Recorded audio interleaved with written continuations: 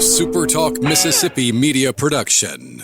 Treat yourself to Fan and Johnny's, Greenwood's best-kept secret. Enjoy famous crab bisque, fried crawfish pasta salad, Delta favorite fried catfish, hand-cut steaks, and daily specials bursting with Southern flavor. Visit us at 117 Main Street Wednesday through Friday for lunch and dinner. BYOB and ask about private parties. Fan and Johnny's, where every meal is unforgettable. Oh, yeah.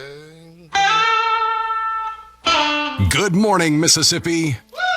Everything gonna be all right this morning. Mornings with Richard Cross. Oh, yeah. Here on SuperTalk Mississippi. Woo!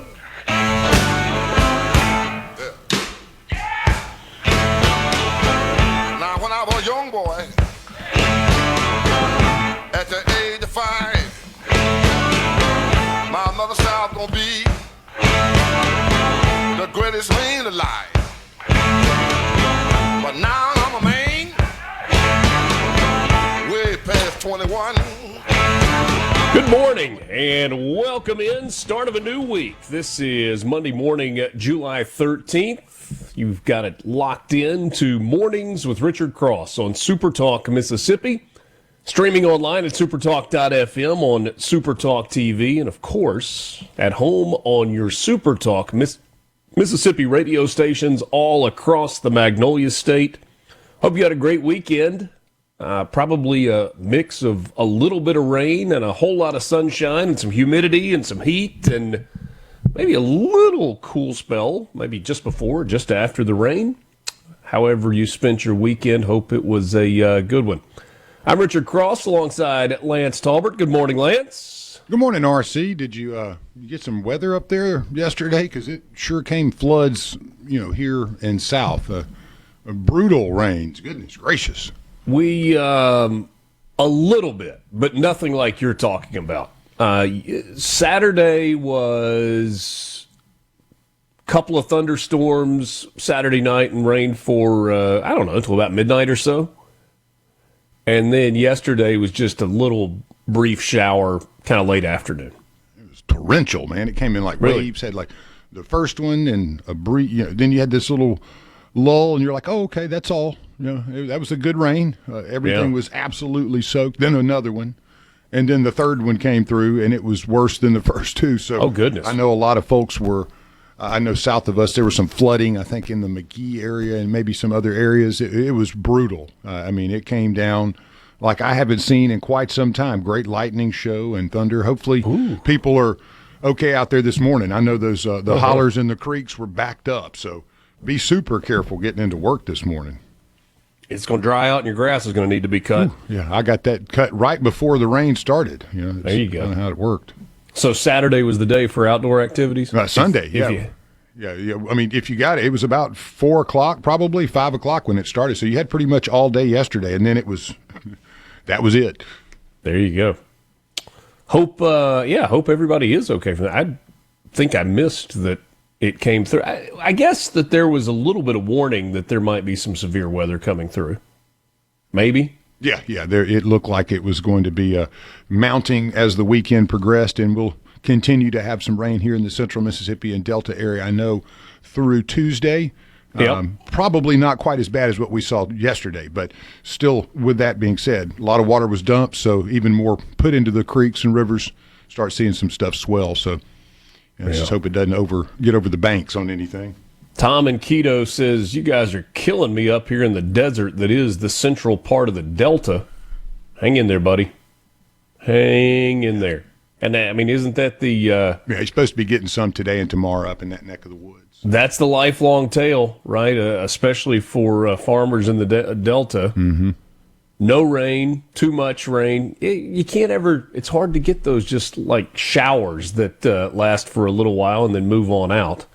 Olive Branch today, partly sunny with a chance of showers and thunderstorms, especially this afternoon and into the evening, with a high in the upper 80s today, mostly clear after those storms roll through, with an overnight low in the low 70s. It's going to be humid in Olive Branch today with a heat index in the mid-90s. Starkville, for you, mostly cloudy, showers and thunderstorms likely, especially after lunchtime, high around 90 today. Going to have a continued chance of showers in the overnight hours with low around 73. Going to be humid for you in Starkville today. Brookhaven, mostly sunny with some showers and thunderstorms likely this afternoon. Stop me if you heard that before. Partly cloudy tonight with a chance of some storms hanging around. Again, low in the low 70s. And in Perkinston, mix of sun and clouds today. Thunderstorms possible, especially this afternoon. A high around 90 today. 73 for your overnight low. So across the state, hot and humid. Heat indices knocking on the door of triple digits once again. Scattered afternoon thunderstorms, which is to say typical for middle of July for much of the state of Mississippi. C-Spire text line, morning guys. The weather in Georgia last night caused the NASCAR race to end just after 1 a.m. here in Mississippi. I ran to Sky Mart last night about 7 o'clock. We decided we were going to do hamburgers and had to get some buns. And the guy behind the counter had the race on, and I asked him, I was like, night race in Atlanta? He said, yeah. He said, they're trying to beat the rain. I guess they did not. And had a late finish for that one as well. So, who won? Did you see? Lynn? I have no idea. I bet Jonathan will tell us who the winner was when they finally. So that would have been, good grief, 2 a.m. in Atlanta. Wonder how many were still in the stands for that. NASCAR fans, man. Only the diehards at that point. The diehards were there. Yeah. Henry David Thoreau was born on this day in 1817, the American essayist, poet, and philosopher, best known for Walden, and also his essay, Civil Disobedience. It influenced nonviolent resistance. Ryan Blaney was the winner. Shaq Bully says, morning, Shaq Bully. On the coast in Biloxi. Hope your day's off to a good start. George Eastman, born today in 1854, the inventor and entrepreneur who founded the Eastman Kodak Company and popularized roll film photography. Passed away in 1932, but significant contributions from him. Malala Yousafzai. Yousafzai? I think so. Okay, we'll go with that. I know that because of Spies Like Us, the Yousafzai people. They're our friends. Okay. I think that's Pakistani activist for female education, the youngest Nobel Peace Prize laureate, born in 1997, survived a Taliban assassination attempt, 29 years old. Pretty good resume at 29. I bet there's a lot of folks that you could say that survived a Taliban assassination attempt too, from Pakistan area. You know, imagine that those folks, they're crazy. I mean, I have to say that there are a lot of crazies out there, but when you hear about the Taliban, I mean, you can just chalk that one up as probably the craziest group that you've ever heard of, if you ever dig in. You know. Brock Lesnar was born in 1977, the professional wrestler and former UFC heavyweight champion and WWE superstar. Michelle Rodriguez, born in 1978, the actress known for her roles in the Fast and the Furious franchise, in addition to Avatar and Lost. She is 48. Canadian NBA superstar that spent some time in Lexington, Kentucky, and now with the Oklahoma City Thunder, Shai Gilgeous-Alexander, born in 1998. Topher Grace, born in 1978, the American actor best known as Eric Foreman on That 70s Show. Also had roles in Traffic and Spider-Man 3. Christy Yamaguchi is 55 years old today, the American figure skater, gold medalist at the 1992 Olympic Games in Barcelona, two-time world champion. And singer Kimberly Perry was born in Jackson on this day in 1983 of the band Perry. Very good.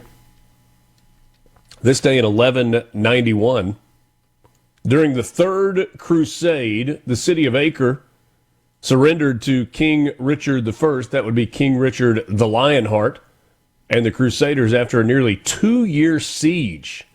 It's a major victory for the Christian forces of the day. In 1543, King Henry VIII of England married his sixth and final wife, Catherine Parr. She outlived him. That's why it was the last one, yeah. Yeah, I guess. Makes sense. 1691, the Battle of Aughrim in Ireland. William III's forces achieved a decisive victory in the Williamite War that ended the Jacobite resistance. It just didn't have great names for wars, so they named it after the people that were involved. With an "ite" at the end. 1862, Congress authorized the Medal of Honor to recognize gallantry by enlisted personnel during the Civil War, the nation's highest military declaration. Big thanks to the U.S. Congress of 1909. They passed the 16th Amendment authorizing a federal income tax. We appreciate it, friends. Yay. Glad you've spent all the money wisely. Just getting started with you. It's Monday morning, 13th of July, 2026. Quick time out. We're back after this. It's Mornings with Richard Cross on SuperTalk, Mississippi.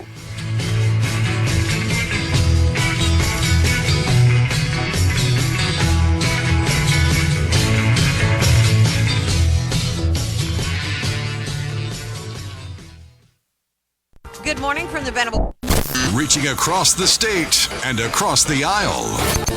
Mornings with Richard Cross on Super Talk, Mississippi.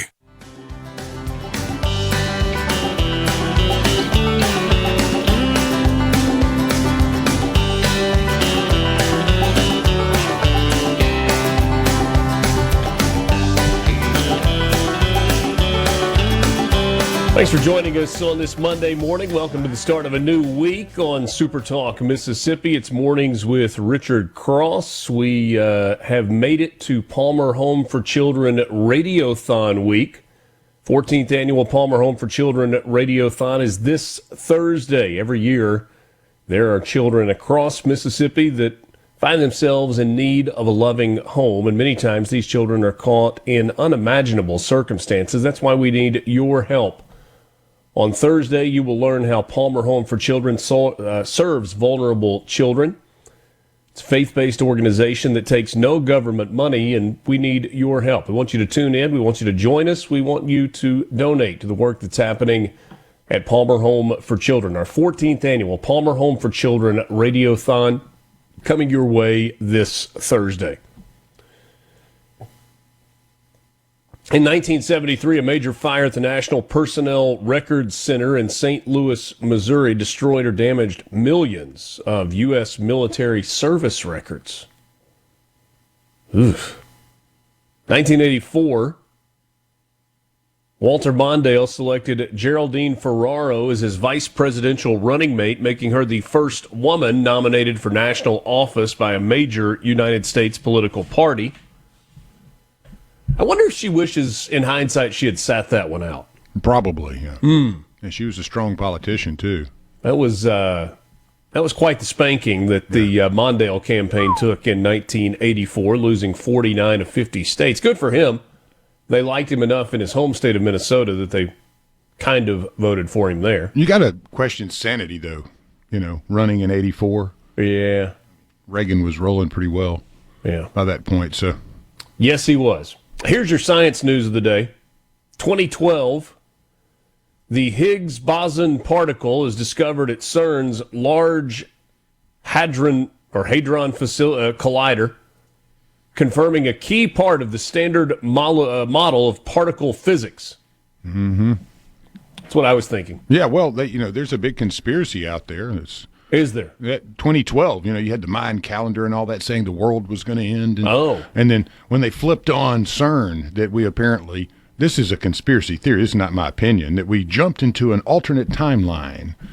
And since 2012, we've been jumping back and forth between timelines as they turn on CERN and as they turn it off, which they just turned it off for 4 years. So who knows? But, yeah, interesting concept. Yeah. It ripped a hole in the space-time continuum. June 29th, CERN officially shut down the Large Hadron Collider, the LHC, to begin Long Shutdown 3. The world's most powerful particle accelerator will remain offline for a major 4-year maintenance and upgrade period until 2030. Engineers are replacing 1.2 kilometers of magnets and overhauling experiments like ATLAS and CMS to create the high luminosity LHC. Okay. Yeah, jacking it up a little bit here. Yeah. Yeah. All right.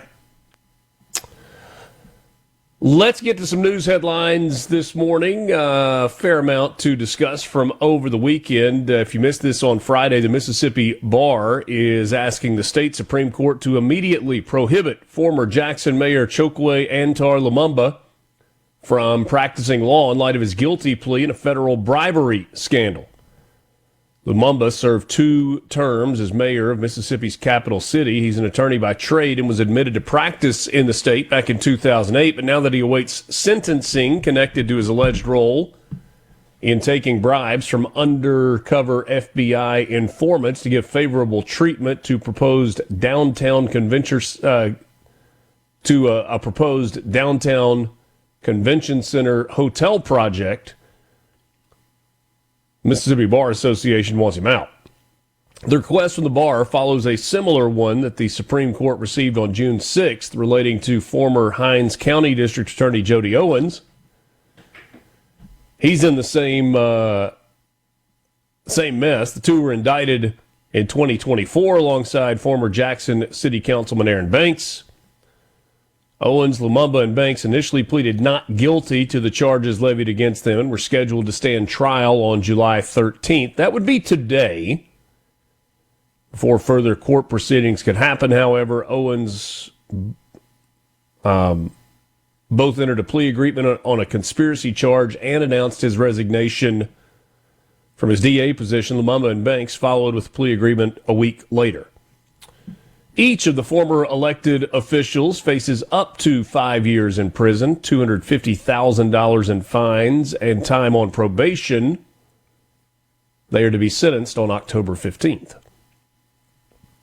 Similar, or at least from the same storyline, Hinds County now officially has a new district attorney following the resignation of Jody Owens. Governor Tate Reeves announced on Friday that he had lifted the interim title from Brad McCullough, giving him the full-time DA role. McCullough was announced as interim back on July 1st, the day that Owens' resignation went into effect. Reeves pointed to continuity. He said, quote, to maintain continuity to ensure that those prosecutions continue in a timely manner, and after many conversations with members from the community over the last 10 days, I believe the best course of action is to limit disruption in the office's operations. The majority of his legal career has been devoted to prosecuting criminals, including as a special assistant attorney general. That vast experience makes him the right person for this appointment. I thank him, Brad McCullough, for stepping up to serve until a new district attorney is elected and takes office. The governor further called for a special election to take place on November 3rd. That's the same date as our midterms, to give voters the opportunity to select a top attorney for the state's 7th Circuit Court District. Qualifying deadline is August 20th, so about a month, 5 weeks maybe for folks to qualify. Whoever, though, is elected DA in November will have to hit the campaign trail again as the district is expanding to accommodate Jefferson and Claiborne counties beginning New Year's Day in 2027. A new election will be held in November of 2027 to elect the district attorney for the new Tri-County district. You may have seen the videos floating around about a week ago. The Mississippi Department of Public Safety has deployed state troopers to Goodman, Mississippi, after a viral video involving guns mocking the lack of local police in Holmes County surfaced online. It was 6 days ago, on July 7th, when an Instagram reel was posted showing a group of young men walking around the streets of Goodman with guns. One individual shown knocking on the police department's door, but no one was there to answer. Another man shown jumping on top of a police car that was parked on the street while waving a firearm above his head. In response to the video, troopers with the Mississippi Highway Patrol arrived in Goodman on Wednesday to provide the law enforcement presence that the town has been lacking. Goodman has not had a municipal police force for about a year because of officer resignations and budget constraints. That has left the Holmes County Sheriff's Office to patrol the entire county. MHP now conducting regular traffic stops as the two agencies patrol the town of about 1,200 residents. Goodman is also home to the main campus for Holmes Community College. Video was Brutal. Yeah. I never seen anything like that. It wasn't just 22 pistols that they were waving around in the air. I mean, and then out in the country, too. I mean, you're in a rural area. It's not something you would expect to see in a kind of agrarian, little town with a community college in it. Mm-hmm. And you see that, and you're like, whoa, what's going on here? Yes. It had a bit of a third world look to it. It did, yeah. A little over a week after sending $22 million to Mississippi for recovery projects linked to Winter Storm Fern, FEMA has approved another round of funding. They're doling out an additional $9 million through their public assistance program to help communities recover from the ice storm that made its mark in January. Some of the notable projects include primarily for reimbursement for debris removal, $1.5 million to the University of Mississippi, debris removal and emergency protective measures, $1.3 million to New Albany Light, Gas, and Water, $1.3 million to the City of Oxford for debris removal efforts, $965,000 to Yalobusha County, $863,000 to D'Iberville to repair or replace docks, piers, and fencing damaged by Hurricane Zeta. Batesville got $726,000, $634,000 to Winona, $530,000 to Cleveland, $310,000 to Carroll County for emergency protective measures. Same for North Central Electric Power Association. They got $238,000. Southwest Mississippi EPA got $220,000 and $215,000 to Itabena to repair the electrical distribution system. FEMA reimbursing recovery cost at no less than 75% federal cost share. 29 people were killed as a result of Winter Storm Fern. From thesebro.com. And now, Mornings with Richard Cross. What's up? Let's get the show going. Super Talk, Mississippi.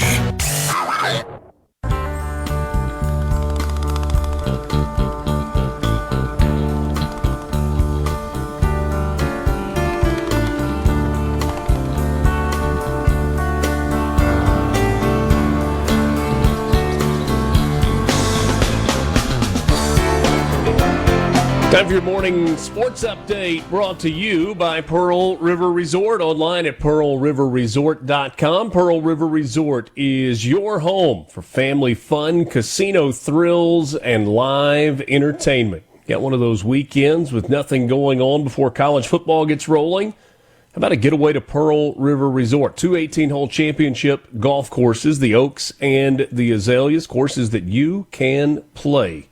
Great condition after a mix of rain and good hot temperatures. Going to be really, really nice. Book your tee time online at Dancing Rabbit Golf. Maybe you want to sneak away for a meal at Phillip M's or spend a little time on the lazy river at Geyser Falls Water Park. Whatever your desire, they've got it at Pearl River Resort, online at pearlriverresort.com. Hey, man, I have just a question for you. I do so much research, but if coming across in all these commercials you see, have you seen the blow-up lazy river? Like you can put in your backyard now? Like it's a blow-up thing. You just blow it up and... An inflatable lazy river. Yeah, man, and it has a little motor to it, and it runs the water.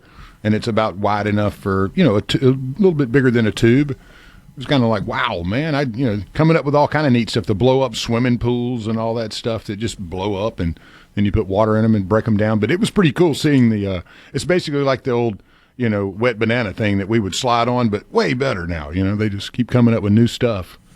But, yeah, interesting. I'm a Lazy River fan, so I don't think I have the yard for it. It looked pretty cool, man, honestly. Wow. I had not seen that. I don't think I like what that would do to my grass. No. So I'm going to stick with the Geyser Falls Lazy River, but there they are. Yeah. Large inflatable lazy river. 50 feet long, 40 feet wide, 5 feet deep, $8,500. Yeah, you got to get paid well to afford that, but it looked interesting, man. Yeah. Kudos to those that keep coming up with all the actual cool stuff out there. Looks like it works. You never know with these things. Take a lot of water to fill that up, too. Water bill's going to go up. Probably so. All right, your morning sports update. Oak Grove's Eric Booth being selected number 7 overall by the Baltimore Orioles marked the 3rd consecutive year that a prep prospect from the Magnolia State was taken in the top 10. In addition, Ace Reese going off the board at number 24 to Seattle. Made for the first time, a Bulldog third baseman has been selected in the first round, and then Ole Miss had a pair of first-round picks for the first time in program history. So Eric Booth, number 7 to the Orioles. Cade Townsend, number 23 to the Chicago Cubs. Ace Reese at number 24 to the Seattle Mariners. Taylor Rabe at number 30 to the Kansas City Royals. Those were the first-round picks. Man, you can't say enough about Rabe's ascension in that second half. No doubt. Without him, Rebs don't get there, but finding your way into the first round, I was hoping the kid would do that. He pitched amazingly. But, absolutely. You never know, but getting 2 of your aces, that's going to be a little replenishing job for the Rebs. But, man, tip of the cap to those boys. Other Mississippians that were taken on the first day of the draft in the second round, 41st overall pick, Cole Prosek, the third baseman and catcher from Magnolia Heights, taken by the White Sox. In the fourth round, 104 overall, Mississippi State's Ben Davis was taken by the Colorado Rockies. Baltimore took Kevin Roberts Jr., the outfielder from Jackson Prep, with the 110th pick. Also in the fourth round at number 117, Hudson Calhoun, the right-hander from Ole Miss, went to the Rangers. 5 more Ole Miss players heard their names called on day 2 of the draft. Will Libbert went in the 5th round to the Atlanta Braves. Landon Koenig went to the Mets in the 8th round. Landon Waters, the Blue Jays, in the 17th round. Austin Fawley in the 19th round to the Braves, and J.P. Robertson to the San Francisco Giants in the 20th round. He was the 598th overall pick. A pair of Bulldogs heard their names called yesterday. Bryce Chance taken in the 10th round. That was number 312 overall by the Toronto Blue Jays. And the Bulldogs' Aiden Teal, who was a Virginia transfer, went 5 picks later in the 11th round to the Minnesota Twins. Southern Miss outfielder Joey Urban was the lone Golden Eagle selected during the draft this year. Chosen in the 9th round by the Toronto Blue Jays. He went number 282 overall. Congratulations to all. I mean, you want to talk about a lot of work. Chasing a dream, there it is. Yeah, well, you spent your whole life working to that point. All 3 schools, great seasons this year. Mm-hmm. Tons of players coming out into the draft. Always look forward to seeing these Mississippians make it up. There's been some dudes out there that have gotten up there pretty quick, but one I wanted to mention, Jake Mangum had some kind of day. Was it Saturday? With 4 for 5 bomb, 4 ribbies, absolute tore it up. If I think he'd been on the DL too. That's awesome. Yes, I mean the Mississippians are tearing it up, guys. And now you've got Jake Mangum and Jacob Rodriguez from Mississippi State and Ole Miss, and Connor Griffin, although Griffin is hurt right now, all on the Pirates roster. That's right. And then In fact, part of the reason that Jacob Gonzalez was traded for was because of the injury to Griffin. Although, isn't there some thought that outfield might be the right spot for him overall? Which one? Connor Griffin. Oh man, he's unbelievable out there. I know he's a great infielder, granted, but I mean, watching him go get balls out in center or out in left, I mean, it's been fun to watch. So I think the kid can play wherever you want to put him. Wimbledon wrapped up this weekend. Yesterday, top-ranked Yannick Sinner beat Alexander Zverev 6-7, 7-6, 6-3, 6-4 for his second consecutive title at the All-England Club. Sinner's fifth Grand Slam title came in his first tournament since the second-round meltdown at the French Open, literally and figuratively. That was in the middle of that Paris heat wave. When Sinner ripped a forehand winner up the line on his first match point, he dropped to the grass on his back in an unusually dramatic celebration for the normally low-key Italian. On the women's side, Linda Noskova overcame her second set meltdown to beat Karolina Muchova 6-2, 5-7, 6-3 in an all-Czech final for her first Grand Slam victory. Noskova became the third Czech woman in 4 years to win the grass court major after Markita Vondrousova won it in 2023 and Barbara Krejcikova in 2024. Apparently, if you are Czechoslovakian, the last three letters of your name are OVA. And you're good. OVA. Yeah, and you're solid at tennis, right? Yeah. The World Cup is still going on for those that have continued to follow post-United States, and it is a World Cup semifinal round for the ages. 4 previous champions and the top 4 teams in the world, a first since FIFA introduced its rankings back in 1992. 5 of the top 6 goal scorers in the tournament, the greatest of all time, and one of the most bitter rivalries in soccer. Argentina, Spain, France, and England went into the tournament as the top 4 ranked teams in the world. All 4 of them 2 wins away from being crowned champion again. France plays Spain in Arlington, Texas on Tuesday. And then England will take on Argentina in Atlanta on Wednesday. Eric Haaland, the Norwegian, is now out of the race for the Golden Boot. That's the player that scores the most goals in the tournament. But you've still got Kylian Mbappe and Lionel Messi, both who have scored 8 goals in the World Cup. Haaland finished with 7. Jude Bellingham and Harry Kane for England each have 6 goals, while Ousmane Dembele is on 5. There's also the contest for the all-time top scorer at World Cups, with Messi sitting at 21 and Mbappe at 20. Lionel Messi already considered by most to be the greatest of all time, and his performance at what is likely his last World Cup at the age of 39 has only strengthened the argument. This will be Messi's first ever game against England. If Messi can lead Argentina to the title, he would surpass the great Diego Maradona by winning 2 World Cups for his country. Also, Argentina trying to become the first back-to-back champion since Brazil. The Brazilians did it in 1958 and 1962. Soccer great Pelé, part of those Brazilian teams. He went on to win a 3rd World Cup in 1970. So there is your soccer update on this Monday morning, July 13th. Alongside Lance Talbert, I'm Richard Cross. This is Mornings with Richard Cross on SuperTalk, Mississippi. We're back with you right after this.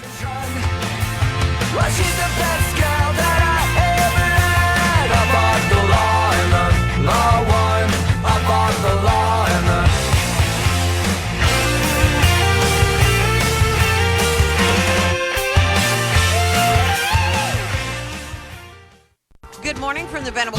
Grab another cup of coffee and start your day right. Mornings with Richard Cross here on Super Talk, Mississippi.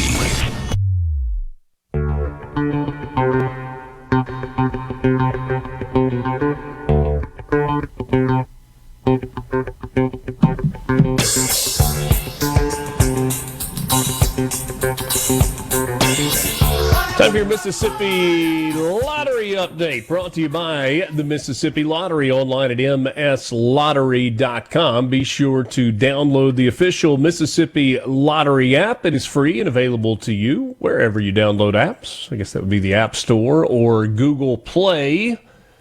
You can, if you got a ticket, you can just scan the barcode on your ticket so that you don't have to try to go back and forth on the numbers and figure out if you've got all the numbers in the Powerball or the Mega Millions ball or whatever it may be. Speaking of those two, there is a Powerball drawing tonight with an estimated jackpot of $478 million. The estimated cash value, $212,200. There was no Powerball winner on Saturday night. Tomorrow night, an estimated $637 million in the Mega Millions jackpot with a cash value of $278 million. No winner on Friday night to allow that pot to continue to grow. Last week, the Mississippi Lottery's claims office paid out $529,296, while retailers paid out a little more than $4.8 million. And again, you can check winning numbers to see if your ticket is a winner by downloading the Mississippi Lottery official app. A Mobile, Alabama woman on a Match 5 scratch-off won $50,000 on a ticket that she bought at Midway Food Mart in Moss Point.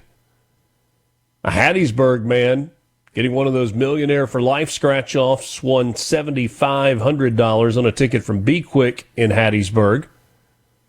One more winner. How about the $20 scratch-off, full of $5,000? That $20 investment paid off for a Picayune man, $5,000 on a ticket that he got at Rion's in Picayune. That is your Mississippi Lottery update. We are unusually busy on this Monday morning. We're going to start the 7 o'clock hour with a conversation with our colleague from coastal Mississippi, Ricky Mathews. He had an opinion piece that was available for you to read at supertalk.fm this weekend about all that is happening in the Ocean Springs area, the Horn Island situation with Nolan Wells, and really focused on how some of the old narratives have raised their ugly head thanks to the media and some of the people that have forced themselves into this situation. We'll get Ricky's perspective coming up in about 10 minutes. Senator Nicole Akins-Boyd will join us at 7:20 this morning. We'll check in with her on things that are going on within the district and also get into a little bit of an IHL discussion. We've talked around the edges of that for a long time. Lieutenant Governor Delbert Hosemann made his feelings known the last time we visited, saying that the proposed new performance-based funding formula that the IHL has put out is ridiculous. Allocating 1% to performance-based funding, about $1 million out of a $900+ million budget that the IHL distributes. We also heard the other side of that argument from the minority leader in the House, Robert Johnson, when he talked about the value that exists for Mississippi Valley State and other HBCUs in the state of Mississippi. Nicole Akins-Boyd is the chair of the Senate Universities and Colleges Committee, and so we will get into that conversation with her. In the 8 o'clock hour, Drake Bassett will stop by as we get set for the 14th annual Palmer Home Radiothon. He is president and CEO at Palmer Home for Children. And, of course, J.T. Mitchell will join us at 8:30 this morning to talk about all of the news headlines from the weekend and moving forward as well. So all of that coming up. A guest-heavy Monday, which is rare for us, but glad to do it. Couple of reminders. SEC Media Days is the unofficial start of the college football season, and Sports Talk Mississippi will be there starting next Monday. 1 week from today to get you ready for the biggest event of the offseason. Coverage is brought to you in part by Pearl River Resort, Cannon Motors of Mississippi, Mississippi Farm Bureau, and Trustmark Bank. Tampa, Florida this year for SEC Media Days. First time ever to have the event in Tampa. It previously has been in Birmingham or Hoover if you prefer. Nashville, Atlanta, Dallas, now in Tampa on the west coast of Florida. I think I told you last week, there was a joke running around. Somebody said, Tampa's closer to Havana, Cuba than it is to the rest of the schools in the SEC. If you take all 16 of them and go average distance Tampa to those places. That's pretty interesting. Just so you know. All right, news is coming up next in the 7 o'clock hour. Looking forward to that. Mornings of Richard Cross presented by Community Bank. Online at communitybank.net. Community Bank rooted in our community. Ricky Mathews will join me to start things off when we come back.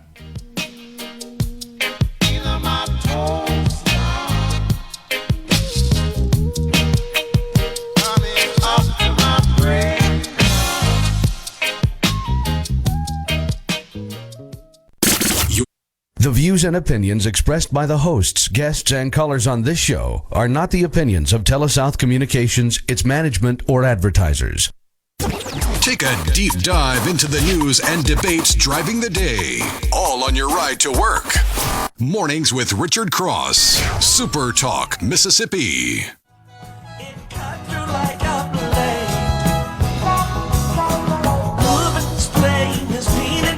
Welcome to the 7 o'clock hour of Mornings with Richard Cross. Today is July 13th, 2026. We're glad to be with you for the start of a new week. Mornings is presented by Community Bank. Ever notice how some places still know your name? At Community Bank, that's how banking works. We're a bank that knows community because we live here. And when you walk in, you're more than an account number. No matter what your banking needs are, here you'll talk to real people who care about your goals. Community Bank, a local bank built on relationships. Stop by your neighborhood location or learn more at communitybank.net. A guest to lead off the 7 o'clock hour, but not so much a guest as a colleague and friend. Ricky Mathews joins the conversation. He is the host of the Ricky Mathews Show and also Super Talk Mississippi Outdoors with Ricky Mathews. Ricky, always good to see you. Thanks for your time this morning. Hey, good morning, Richard. How are you doing, my friend? Doing well. Glad to get a new week off to a good start, and hopefully it is a week where tensions calm a bit in your neck of the woods. We had the tragic news, and feels like we've got a couple of stories that are happening simultaneously on the coast. The tragedy in the fact that Nolan Wells' life was lost last week after a trip out to Horn Island on the 4th of July with friends, and kind of the grieving process for friends and for family and the aftermath of that, but also kind of a national media narrative piece with Ben Crump, the civil rights attorney, coming in, and Al Sharpton parachuting in to offer his expertise and be part of the conversation, and this demand for answers that is coming from that group, and it makes for I would think it makes for a difficult atmosphere in the coastal communities of Mississippi. It really does. Can't help but think about what Lane Kiffin said and did recently and the reaction to that. It seems like we're constantly having to face a referendum on Mississippi's past, in spite of the fact that what people live in today is a much different Mississippi. I was at church yesterday, Richard, and a really dear friend came up after church who had read the column that I had written at SuperTalk.fm about this situation. And I mean, the best way to describe what I heard from her and what I've heard from so many others. I mean, I checked this morning just on my social media feed. There were over 30,000 views of my column and just countless sharing and comments and whatever. what the best word I can come up with is jarring. That it's been jarring to people how such a situation like this can be turned into something racial in the way that it was and as quickly as it was without any proof or anything like that. I mean, here's a young man that grew up with, shoulder to shoulder with white kids in school, grew up with them, played sports with them, been to Horn Island with them multiple times. And this tragedy happens. It's maybe be weeks before we know the outcome of the autopsy, but I mean, it is very likely, and we won't know. It's very likely that he drowned. Yeah. Why is that? Why is it that it takes so long for us to get the autopsy results? I heard Ben Crump at one point say the body was being flown to Washington, D.C. for an independent autopsy. They anticipated having preliminary results by Friday. I've not heard them make those public, and I know there's a legal process, and I guess HIPAA's involved with Mississippi's report, but why does it take so long to report the results? I wondered the same thing, but I mean, when I did some investigating into that, it is completely normal for toxicology to take a while, up to some case longer. I would imagine that in this case, they're going to do everything they can to get those results out quickly. But, if in fact the preliminary autopsy results, which they know this already, would have shown water in the lungs, for example, shown the sort of classic case of drowning, I wish they would have said so. But I think they just want to see a complete picture before they say anything publicly. We have had some of the friends or people who were on the island or were adjacent to the boat. Where there was that video where you could hear people arguing. And you've had a few people that now that they have spoken to police have come out and said, hey, there's some stuff that needs to be corrected in this. It's not exactly the way it's being portrayed. Have we gotten to the point where there is a segment of the online population that it feels like is rooting for this to have been something nefarious as opposed to simply an accident? Yeah, no, it is so sad. Hey, listen, the case with drowning to begin with drowning is a silent killer in a lot of situations. I have a friend of mine that I actually wrote about in my book, Finding Hope, Ron and Lynn Dickerson, whose son was 18 years old at Camp Champions in Texas. He was a polo star, a lifeguard. I mean, he was going to Washington State University. He had just an incredible future ahead of him. And he drowned in shallow water. And, they still to this day don't have complete closure for that. I mean, there's so many unanswered questions. And I think, if this turns out to be a drowning, there will be all these unanswered questions. What makes this even more difficult is all these racial whatever. I read, go to Instagram and just do a search on Nolan Wells and read what you see. And 99% of it is just what you said. I think people are rooting that this is some terrible racist situation that, that harkens to Mississippi's past, instead of friends, literally brothers who black and white, who went to the island together.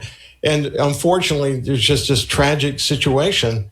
People have written that he was left alone on this island. They left him alone on the island. I sent you pictures this morning of what the typical 4th of July looks like at Horn Island. And it would be impossible to be left alone on Horn Island on 4th of July weekend. So, Ricky, you have spent much of your life outdoors and most of your life in coastal Mississippi. There are a lot of people, myself included, who have never been to Horn Island, who've never seen the barrier islands off the coast of Mississippi. And, I think I can kind of piece together what the scene may have looked like on the 4th of July. But it's somebody who has been there on the 4th of July, who's been there fishing countless number of other times. Kind of help us understand what it looks like, what that scene is like. Well, listen, it's a beautiful place. I've said this many times. Horn Island is one of the most beautiful places on earth.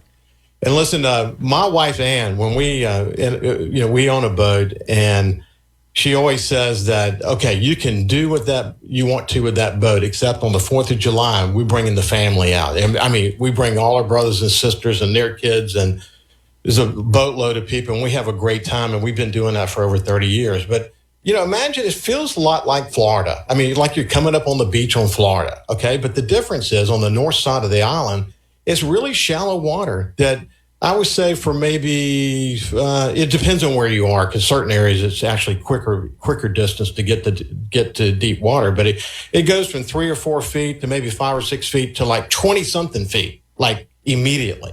And that's the typical situation at the west end of the island where these incredible currents are coming through. So you had this beautiful scene that behind the boats, where the boats are anchored, and sometimes the boats are 5 and 6 boats thick in there. I mean, you're talking about hundreds and hundreds of boats, thousands of people.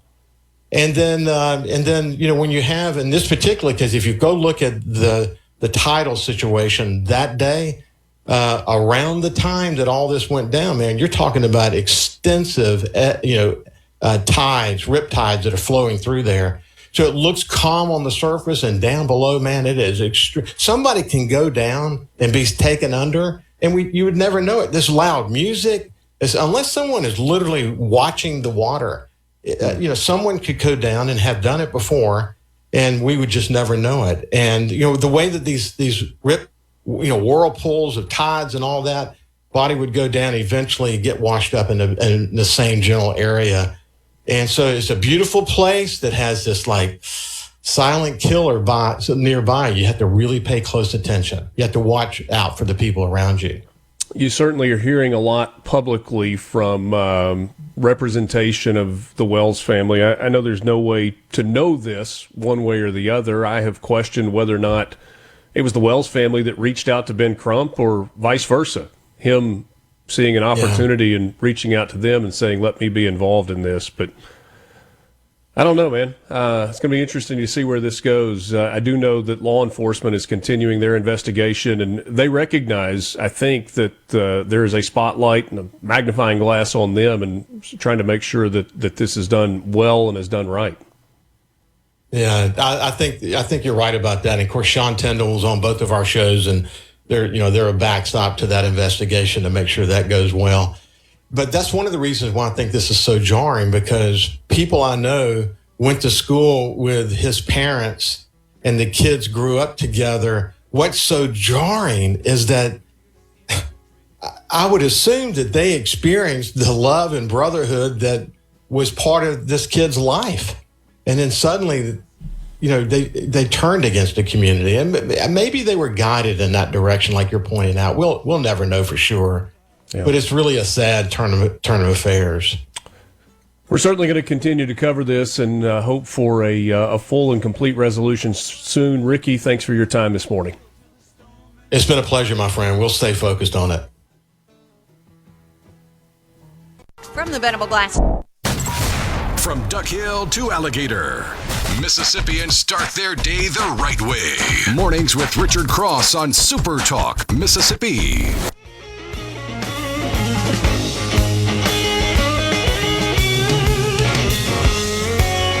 7 o'clock hour of Mornings with Richard Cross is brought to you every day by MWG Employer Services. Running a business is tough, and if you're struggling with HR, benefits, and payroll, you're not alone. That's where MWG Employer Services comes in.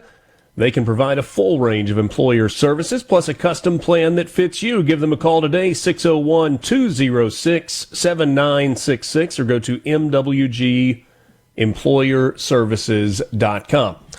Appreciate Ricky Mathews joining me, and glad to have Senator Nicole Akins-Boyd in studio this morning. She represents District 9, that's Lafayette County, and part of Panola County, is chair of the Senate Universities and Colleges Committee and vice chair of Senate Medicaid. Good morning. Good morning. How are you? Thanks for getting up early on a Monday. Enjoyed it. Oh, I'm sure you did. I'm sure. Let's dive in. So July 1st was the day that new laws went into effect that were enacted by the legislature and signed by the governor this past year.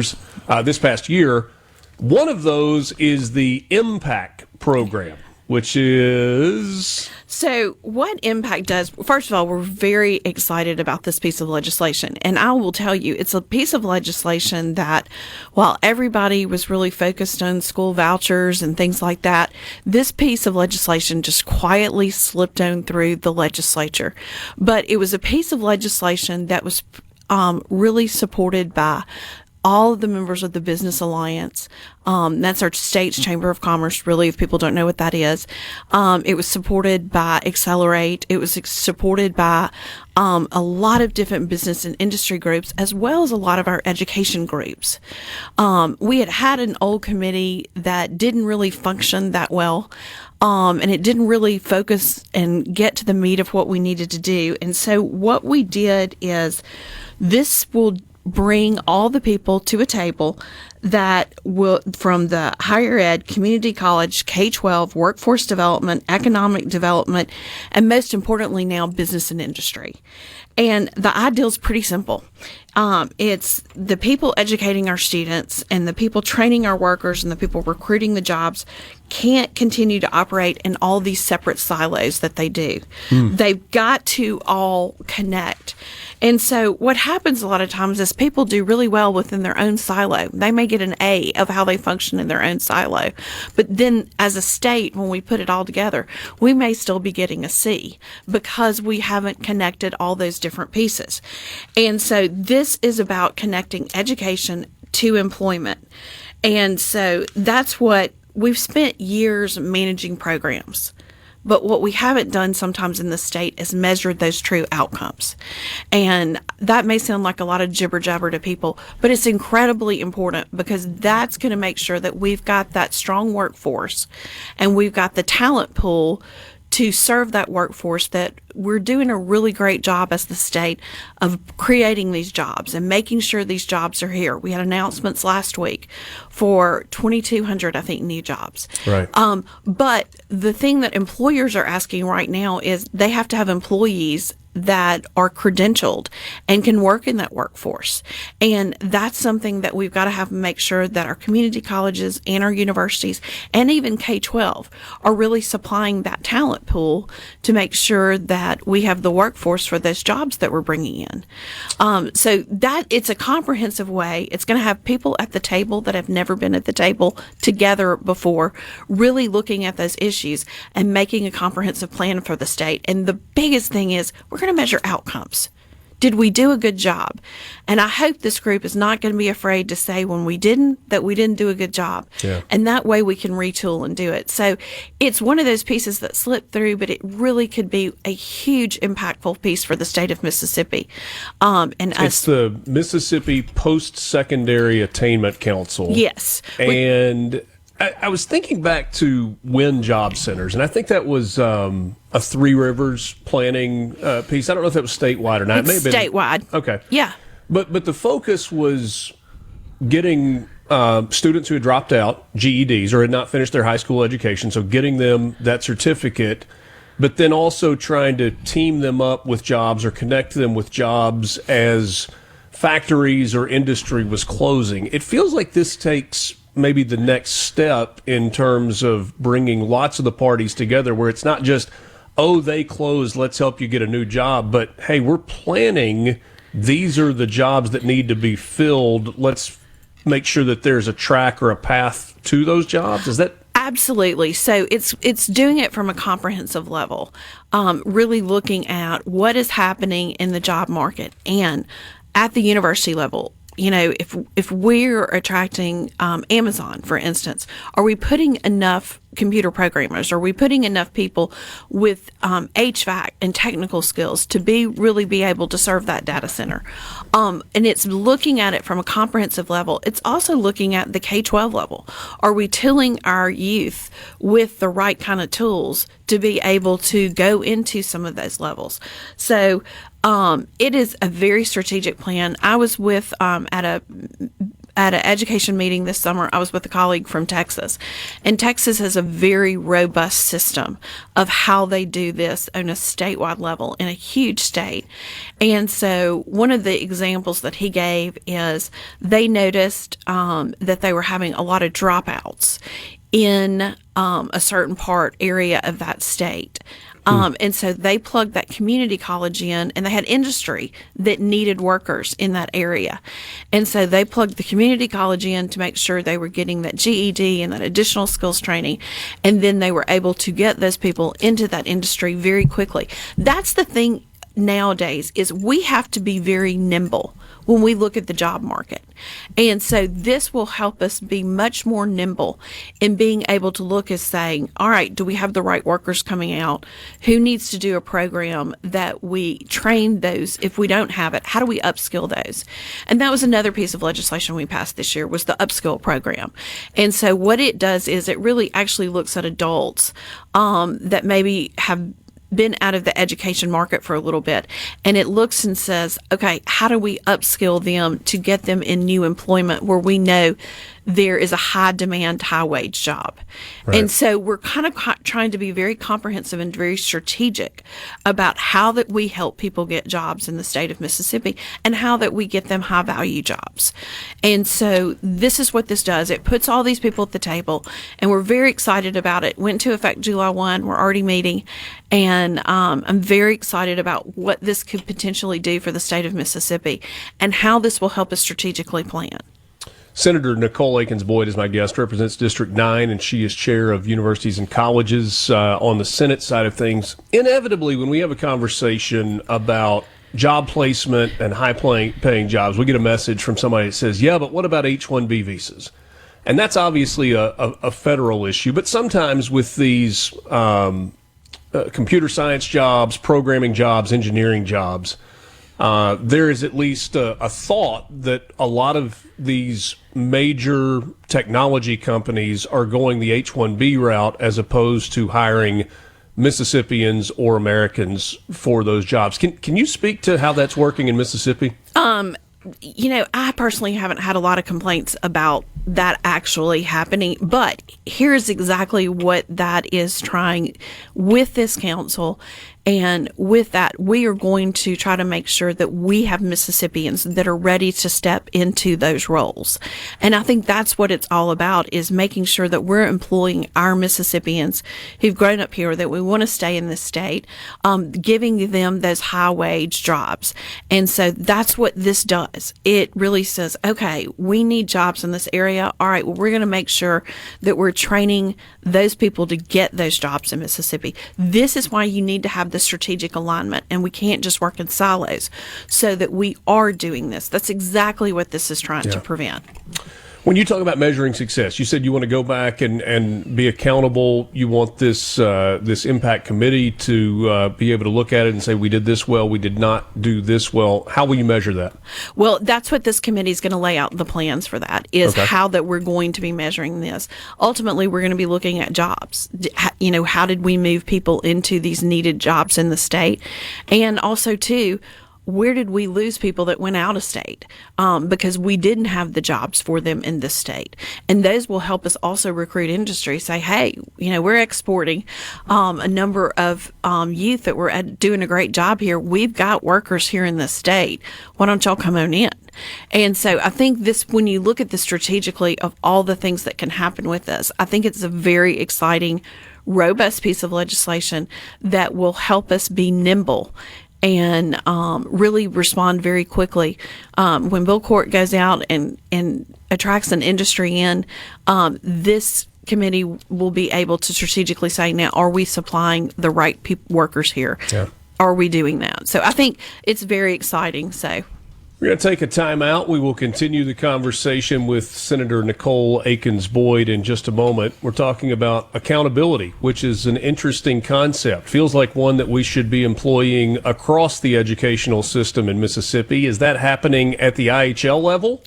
Currently, maybe not so much. We'll pick that conversation up on the other side of this break. Mornings of Richard Cross, SuperTalk Mississippi. We're back with you right after this.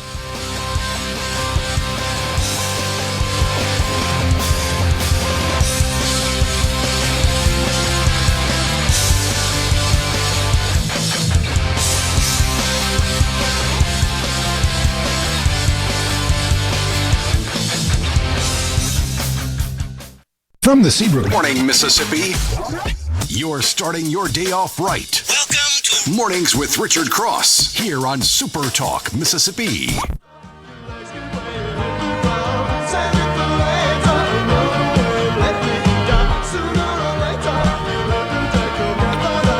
Back with you, Mornings with Richard Cross, SuperTalk, Mississippi. Thanks for joining us. Mornings is presented by Community Bank, online at communitybank.net. Community Bank, rooted in our community. Senator Nicole Boyd is my guest. She represents District 9. That's Lafayette County and part of Panola County in north central Mississippi. And she is chair of the Universities and Colleges Committee on the Senate side of things. So you and I have talked a little bit about IHL, the way in which our public universities in the state are funded through IHL, and the idea of performance-based funding. And apparently the IHL has gone through this process with NCHIMS, the outside consultant, to develop a new funding formula. And as the lieutenant governor said a few weeks ago, what they came up with is ridiculous. 1% of the $900 million plus budget would be based on performance-based funding going forward. What are we doing? Well, they have they're going to be working in September. They're going to be having meetings on how exactly they are going to do this new funding formula. But they haven't given a very high percentage to performance-based funding because they have said they want to give this foundational funding with this. Look, the Senate passed last year a piece of legislation, and it did not make it out of the House committee, but it's not because the conversation has died. I think a lot of the House members wanted to give IHL time to look at this particular issue. So the Senate passed a piece of legislation last year that would have funded about 75% of the funding after a 3-year period would be on performance-based funding. And we really looked at Tennessee, what they had particularly done in this area. North Dakota, there's some other states. We've got Utah now coming on board, but and Alabama and Oklahoma have even addressed it more this year. So this is kind of a growing thing.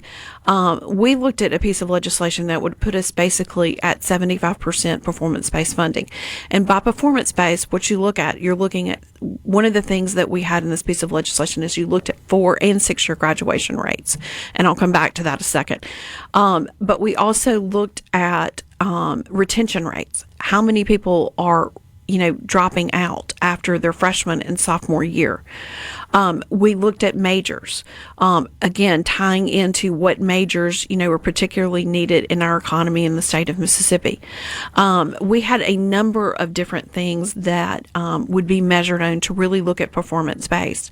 And it was one of the things down the road some of the other states have gone to is really looking at outcomes. What were the jobs and what were the pay of those jobs that students were able to get? So you really looked at outcomes along the way.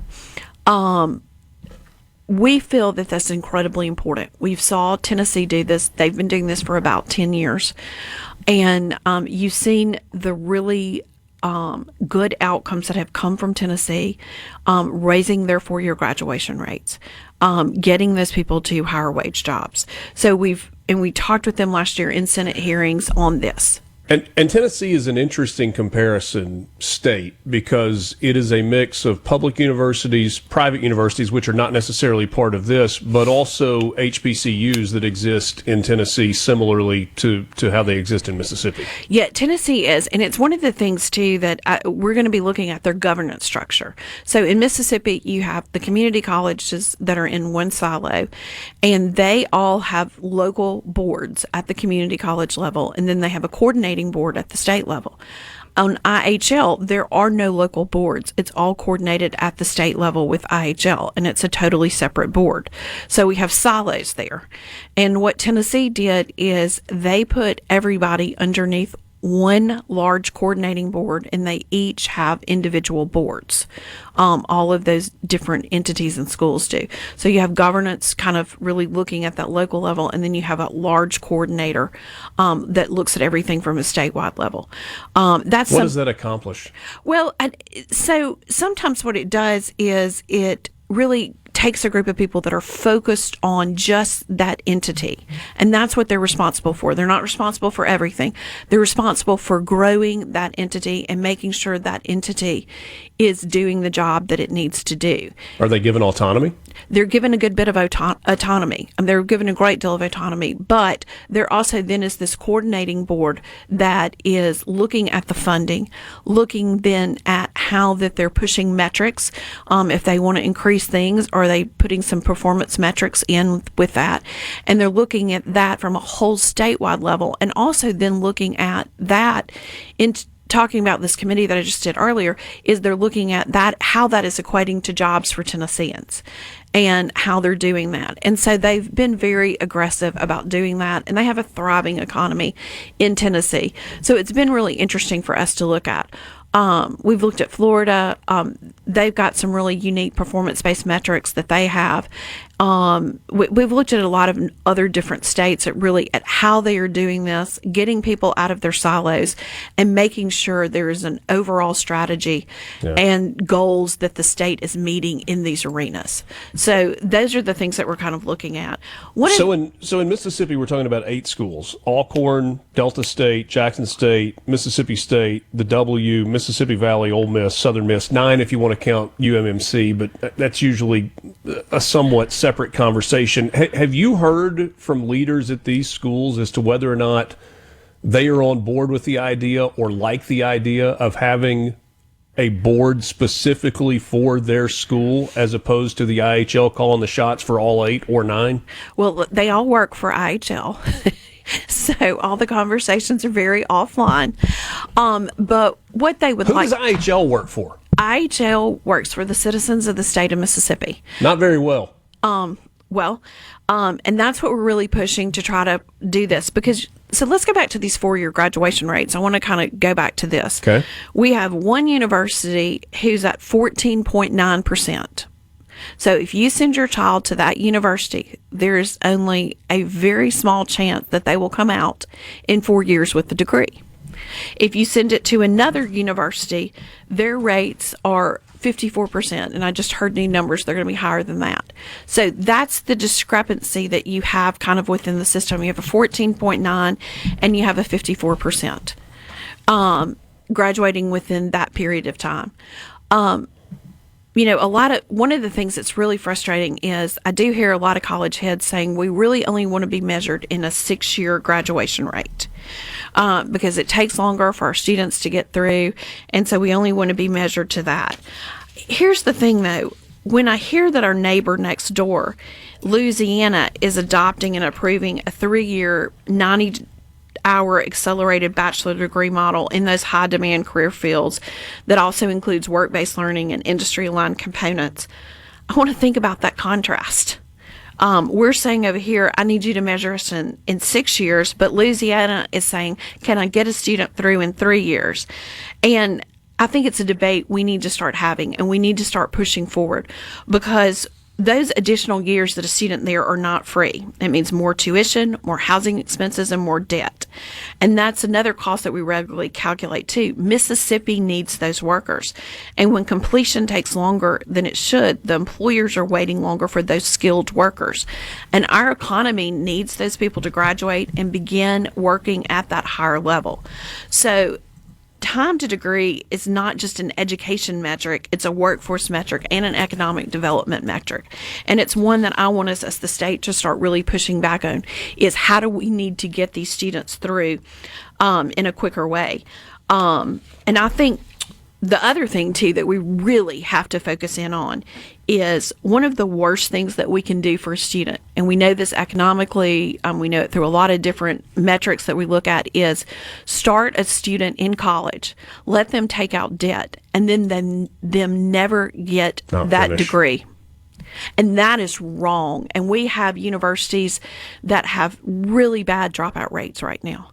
And so that is wrong to do to the student. We know statistically they're worse off than if they have never taken a college class, because now they have additional financial debt. They don't have that experience in the work market. And so we've really got to start homing in on that. And if students aren't right if that's not where they should be, we need to make sure that we get them to the right places. And I think that's one of the things Accelerate Mississippi is really trying to do a great job is.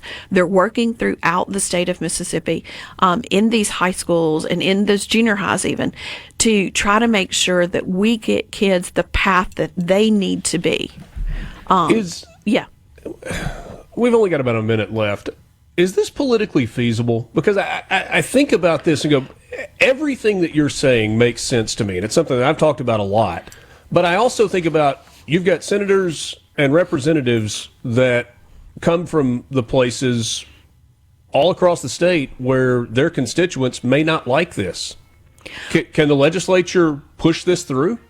I'm going to go back on that. I think if they'll start thinking about students and not institutions, and I think the students in those areas, the parents in those areas, the workers in those areas are going to like it. They may be hearing from institutions right now, but we've got to really put the student, the employee, we've got to really put the taxpayer, the individual taxpayer, we've got to have these hard conversations in Mississippi, because I see these other states that are succeeding, and they're asking the hard questions and they're solving these issues. Yeah. And if we want to grow, these are the questions we have to ask and solve. Nicole, I always appreciate your time. Thank you so much. Thank you. State Senator Nicole Akins-Boyd. We're back with you right after this.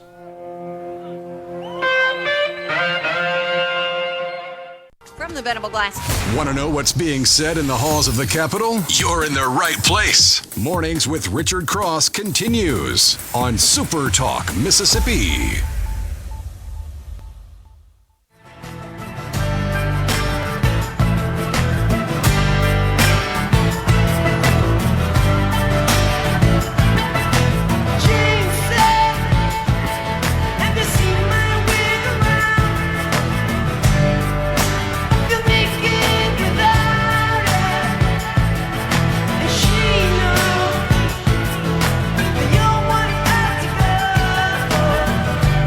To be with you on this Monday morning. Today is the 13th of July, 2026. My thanks to Senator Nicole Akins-Boyd. She represents District 9. That's Lafayette County and part of Panola County.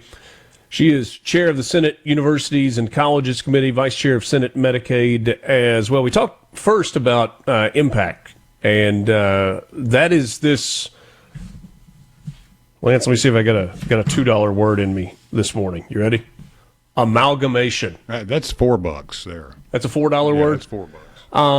An amalgamation of all the players within the growing the labor force, educating the labor force, charting the course, the actual employers, all of them rolled into a single committee to try to put together a strategy to make sure that Mississippians are ready to take on the jobs that are necessary. It's the Mississippi Post-Secondary Attainment Council, aimed at helping more Mississippi adults get college degrees, workforce certificates, or industry credentials.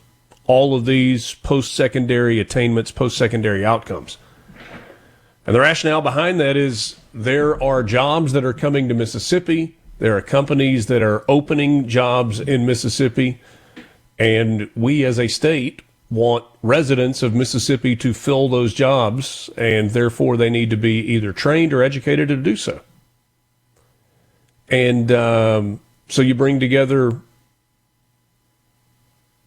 or you attempt to bring together all the parties involved, like from the very beginning to the very end phase, and put them in a room together and say, okay, how do we put together a plan that accomplishes what we're trying to accomplish? Good work there. And Senator Boyd pointed out that actually went through the legislature without a lot of fanfare, when there was a lot of debate surrounding the education community, and that one was able to get through. So very good. Very good on that front. And then the conversation about performance-based funding. And it's one that, candidly, We've talked a fair amount about this, and I don't like saying this out loud, but there hasn't been a lot of traction. There really has, now within segments of this listening audience, this audience that engages so very much, there have been people that have perked up a little bit. Certainly at the Capitol, it's a conversation that is gaining some steam. But I don't feel like there are a lot of families in Mississippi that are sitting around the dinner table talking about the issues of the day and funding for colleges and universities as at the top of the priority list in terms of conversation topics. That's a little concerning to me. I know it's concerning to Mark Keenum. No, it's concerning to Joe Paul and Glenn Boyce and all of the other presidents and chancellors that operate within the Mississippi IHL system. Look, I fully recognize that I am not on the Christmas card list for the IHL. I have not been kind to them. But it's because I don't think they're doing a good job. And if they pivot and put policies in place that reward success, that reward universities carrying out their mission, and they fund accordingly, then I will pivot and I will pat them on the back and tell them what a great job they are doing. But when your outcomes, when your responsibility is to oversee 8 public universities within a single state, it's a big job. It is a big job. But when you have 2 universities, sometimes 3, occasionally 4, that are performing at a place where over half of their students are graduating, and on the opposite end of the spectrum, you have taxpayer dollars that are being sent to schools to keep their doors open, to employ their faculty, to make sure the lights stay on, to rehab the buildings that need rehab, and they are graduating students at a rate of 14%. I think it's fair for me to say, why are you flushing that money down the toilet?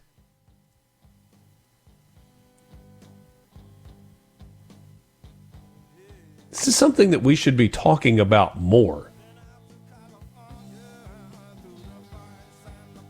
And we're going to try to keep talking about it. We're going to see if we can gain some traction.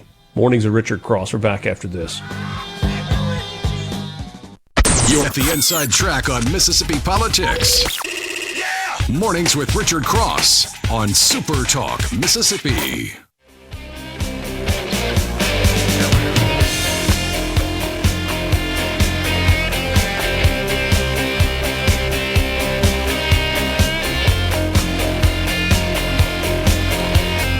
Thanks for joining us. Mornings with Richard Cross. We roll into the 8 o'clock hour with you. Appreciate you joining the conversation. Mornings is brought to you by Community Bank. When it comes to money, trust isn't automatic. It's earned. That's why Community Bank does things the old-fashioned way. When you come to us, we take the time to listen to you and discuss any questions you may have, whether you're saving, spending, or planning ahead. You'll find bankers who know the community because they are part of it. Community Bank. Banking designed with you in mind. Visit us in person or online at communitybank.net. This is Mornings with Richard Cross. Today's July 13th, 2026. We're glad to be with you and happy to welcome in Drake Bassett, President and CEO of Palmer Home for Children. We are now just 3 days away from the 14th annual Palmer Home for Children Radiothon right here on SuperTalk Mississippi. And can't wait to get there. Drake, what's up, my man? Hey, it's good to see you, Richard. I really appreciate the opportunity to have a conversation with you at the start of the week. Today's Monday, and, by Thursday, it's going to be full speed. And we're excited about that. You may be tired of talking to me by the time we finish up on Thursday, but a special day. Drake, you and I have talked about this in the past, and I think it's one of the really, really cool things about Radiothon. It's how much of the state of Mississippi becomes involved. That it's not, it's not limited to the northwest corner of the state. It's not limited to east central Mississippi. It is all over the state of Mississippi. Yeah, this is the knife that cuts through everything. Everybody seems to be able to focus on doing the right thing when it comes to children in need. I know, we all know, it seems like every year, whenever we get on the phone, there's always something political going on that's hot, and it's just amazing to me how we're able to set that aside for a day and we're able to ask some serious questions. I was thinking about this a little bit in terms of, you and I aren't going to be here forever, Richard. There will come a point when these kids are older, when staff's older, all of that sort of thing. And Father time is undefeated. We've got to. That's right. We have to leave a legacy, and it matters to me that we're teaching these kids certain things. It matters to me a lot because with the world changing the way that it is, the question is, what values are we going to leave with kids who are in need? Palmer Home's stepping right into that, and everybody in Mississippi, as you say, has gotten behind it. Every county, we track the counties, you know that, and we'll track it again this year to see if we've got 100% participation. But it's just such a beautiful thing that everybody in Mississippi says, yes, I'm involved with that. It doesn't matter, the differences that we might have, it all gets set aside on Radiothon Day. Yeah, it's going to be a really special day. I mentioned last week when we were talking about this a little bit that with this being the 14th annual Radiothon, we have had an opportunity to do something that you have the opportunity to do, and that is, as a state, as a radio community, we've watched some of these kids grow up from 3, 4, 5 years old to seniors in high school to moving on to college or work or military or whatever it is that may be next in their future. And that's a pretty cool thing to see these kids grow up and mature and just thrive in this Palmer Home community. I think that's one of the blessings of being able to work here. I remember the very first year that I came to Palmer Home, and there were lots of kids, of course, and they were in their journey, which means that some of them, would leave soon. Some of them would be there for a while. But there are a couple of children who have been with us since the first year I got here. So I have seen them grow through all these stages. I have seen them progress. I have seen them embrace adulthood, and I have seen them succeed, thrive. And when everybody says to you, hey, does Palmer Home work? I have no doubt in my mind because I've seen it. I've seen so many children go through this process, work with us, and then they come out in a way that's just positive. They know how to work. They want to go to school. They found a church community. They feel supported. And to me, Palmer Home is just that guarantee. If you want to send a child to Palmer Home, if you need to send a child to Palmer Home, you can believe that the impact that you want to happen for that child is going to happen. Yeah. Drake, if you were speaking to somebody, and this person exists that's listening right now, that had never heard of Palmer Home, never heard of Radiothon, maybe they've moved to Mississippi, maybe they're new to SuperTalk Mississippi, whatever the reason is, and you wanted to explain briefly what Palmer Home is, what the mission is, how would you do that? I think the thing that has always resonated with me after thinking about it a little bit was if I were in a situation, if my wife and I were in a situation, and whatever reason, choices we make, whether it's bad choices, good choices, whatever, and all of a sudden our children have to go somewhere to be cared for. That could be a grandmother that's taking care of the next generation. That could be a family member who's trying to step in. That could be the mother themselves.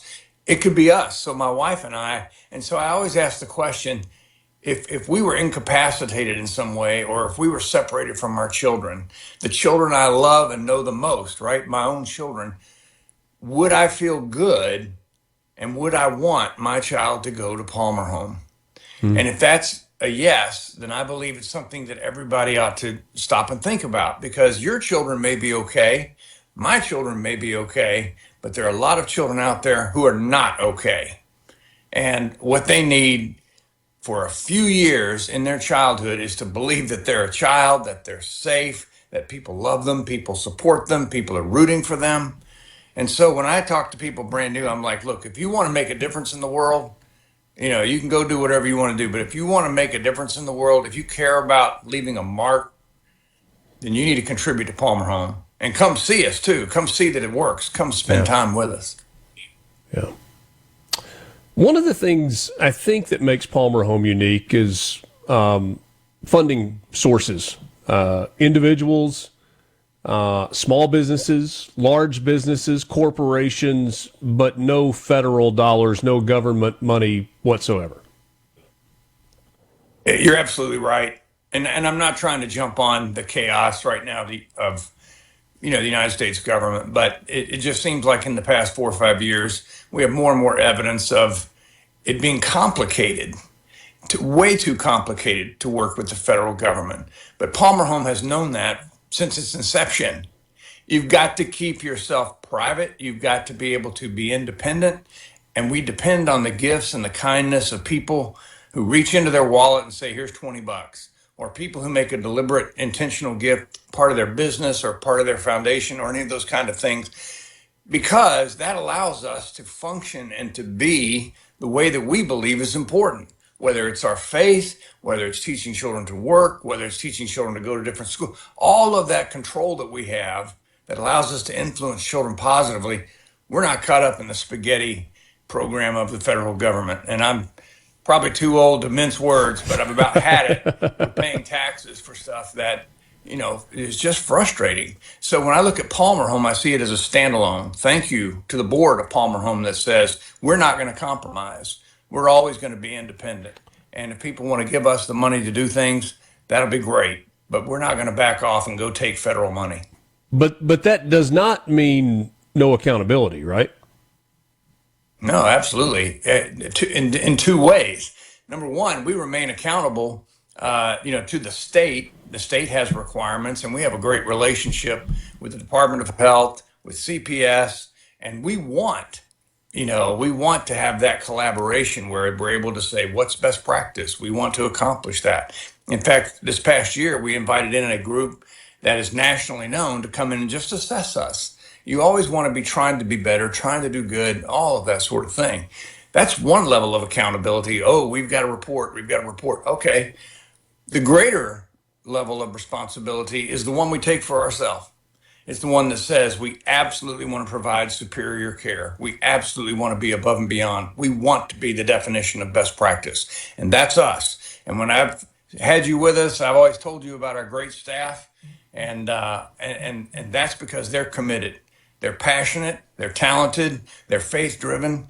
And Palmer Home is the beneficiary of that. And more specifically, children who get to be around these staff are beneficiaries as well. Yeah. Drake, look forward to being with you on Thursday. It's going to be a great day. It always is. And we know the generosity of Mississippi as a whole will shine brightly once again. Yeah, man. Can't wait to see you and appreciate all that you guys do to help us out. Sounds great. It's going to be a great day on Thursday, the 14th annual Palmer Home for Children Radiothon. We will get started at the beginning of mornings right here at 6 o'clock, and we'll go all the way until Sports Talk Mississippi wraps up at 6 p.m. 12 hours of nonstop Palmer Home for Children Radiothon. Please make your plans not only to listen, but to participate, to be part, to make a donation, a sacrificial donation to help the good work for these children here in our home state of Mississippi. We're back with you right after this. Mornings with Richard Cross, Super Talk Mississippi. We're going to hit on a couple of national news headlines coming up next.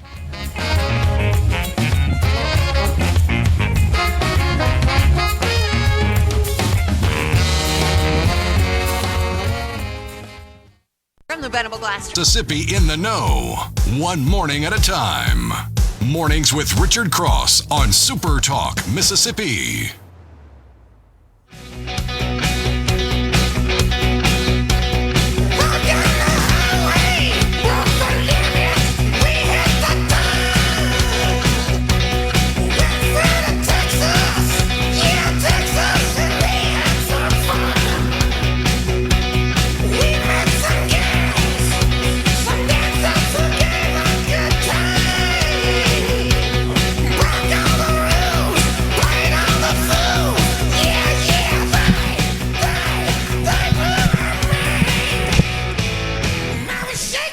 Coming strong on a Monday, Lance.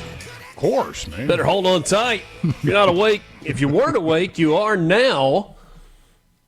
Always room for some AC/DC in the world. Huh? About 3 cups of coffee deep, and get you bouncing in your chair a little bit. Yes, sir. Man, I needed that. I had a all-you-could-eat catfish yesterday, 3 major storms, lots of yard work, stiff neck today, still got a nasty spider bite on the leg.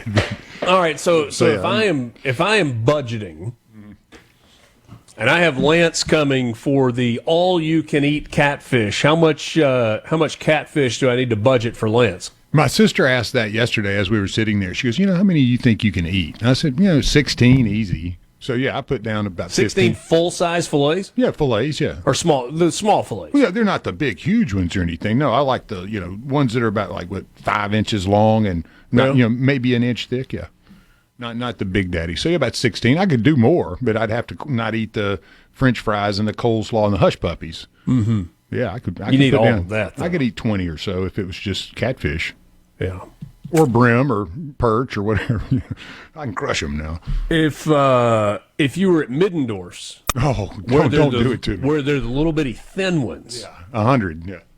100? No, easy, man. Come on. Yeah, I mean. Come on now. Well, they're flattened. They're very flat and thin. They are. So I would go with easy 15 of those. Yeah, I mean because whenever I make it through, you were 15 at the ones just a moment ago. Yeah, these are smaller. They're like really pressed out though. It looks like, but I mean if they were normal sized, like 6 inches in that thin stuff and about 3 inches wide, I could eat 20 or 30 easy. Okay. Yeah. I mean, I love Middendorf, so I don't pass it without stopping. I understand. Yeah. The hardest thing to eat, though, is when you're driving on the bridge and you've got the catfish po' boy. It's hard to deal with. Yeah, probably not the best decision. I did not make a great decision there on that one, but yeah, that was the first time I tried it. Usually just sit there and eat, or sit in the parking lot and eat. And enjoy the. The little back bayish area, whatever that's called. Yeah. How many can you put down? I mean, you're not a little guy. Are you a catfish fan, or is there something else that you could eat your way down? No, I love catfish. I love catfish, but I'm not I love to eat, but I'm not like a huge quantity eater. The thing that has gotten me is the sweet tooth. Oh, goodness, yeah. I love dessert. Love it. Hard to beat. We had Sunday lunch at my mother-in-law's house yesterday, and my mom brought the that chocolate eclair dessert. It's like graham crackers and then, vanilla pudding and another layer of graham crackers, another layer of vanilla pudding, another layer of graham crackers, and then the chocolate on top. It's been a long time since I've had that, and for a big part of my life, that was my favorite dessert. But I showed some restraint. I had one portion of it. I was convinced, because there was some left over after lunch, that my mom was going to say, hey, why don't y'all just take this home and put it in the refrigerator? She didn't. She just took it with her. Hey, I love a dessert. My mama was the dessert queen. I mean, you had one of everything always. So growing up with unlimited desserts, and then we'd get home from school, and there would be boxes of Twinkies and Hostess everything. And my sister and I laugh at each other now because we're not big people. We're pretty thin. Yeah. But it's amazing that we ended up not overweight just because of the way we grew up eating was just whatever was there, you crushed it. Yeah.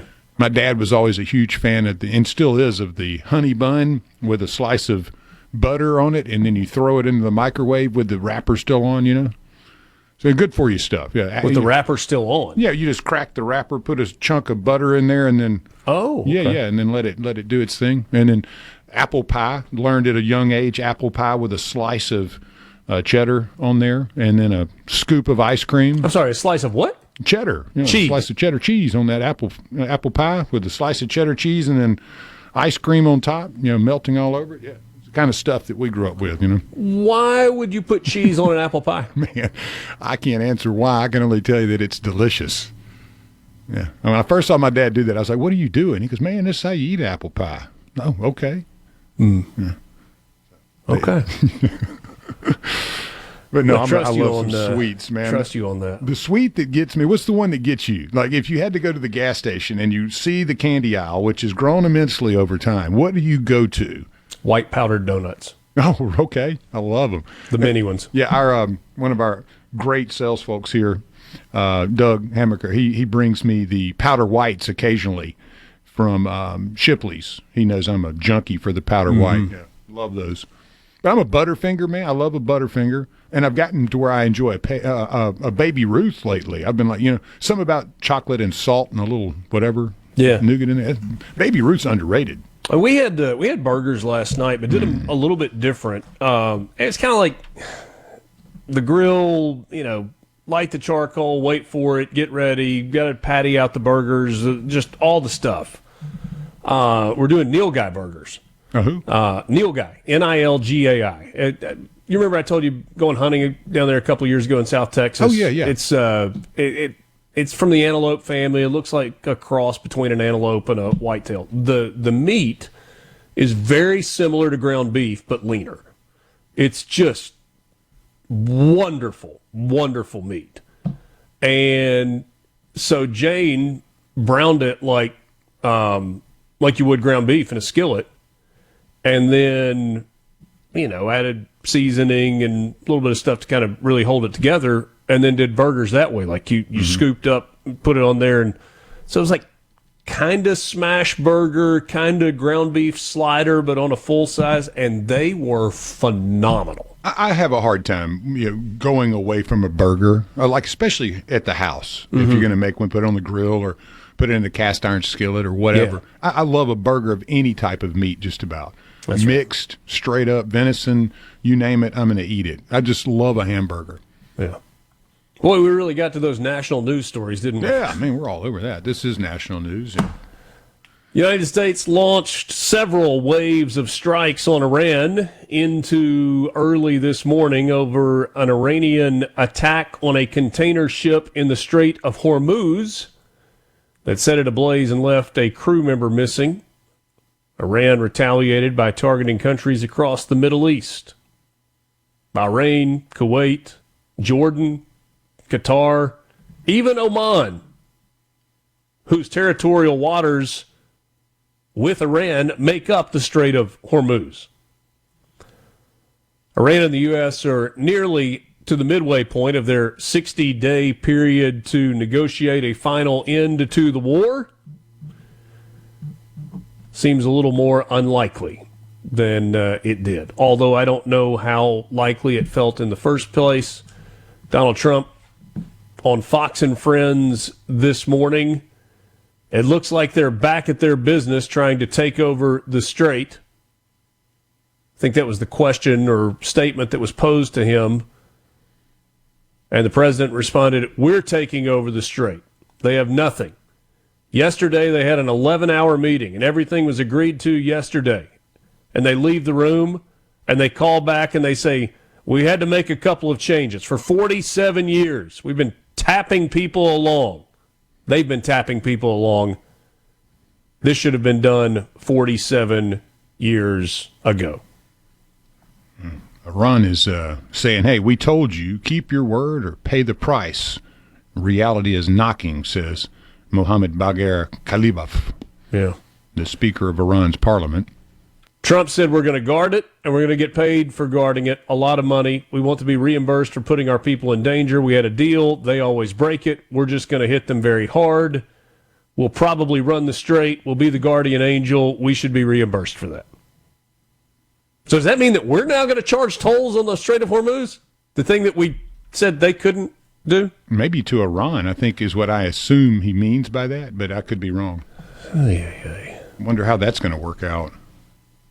Just take it out of their frozen assets? I guess. I mean, I'm not sure. It's $1 per barrel of oil or $2 per barrel of oil is what I think the going rate has been for Iran to charge others going through the strait. Okay.